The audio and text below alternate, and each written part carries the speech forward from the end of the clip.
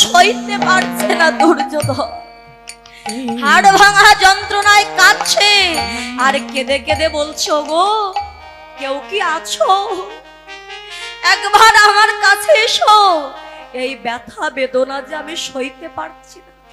কিন্তু কেউ তার ডাকে এলো না। হঠাৎ দেখতে পেলেন একজন তার সম্মুখে এসে দাঁড়াইয়ে আছে। দুর্যোধন আমার নয়নে মেলে চেয়ে দেখে অপর কেহ এসে দাঁড়ায়নি তার সম্মুখে, স্বয়ং আমার পদ্ম পলাশ লোচন গোবিন্দ এসে দাঁড়িয়ে।